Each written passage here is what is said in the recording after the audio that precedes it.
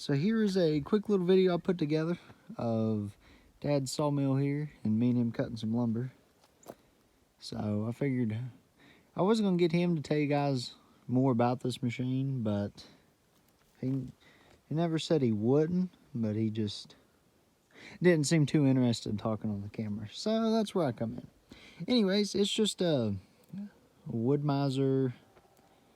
I don't know what like model number and stuff it is. Everything on it's hydraulic, so that's nice.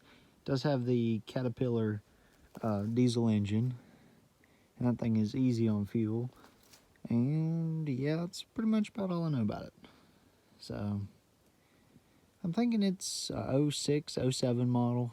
He bought it back then, which probably a good thing he bought it when he did. I bet if you try to buy a new one with the diesel engine, you'd probably have to put diesel exhaust fluid and all that emission crap on it. So other than that, as you guys look at the machine, it's a pretty nice setup.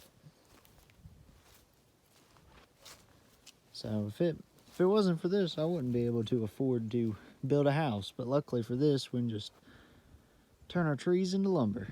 So other than that, guys, I guess we'll go ahead and you guys can watch a video put together.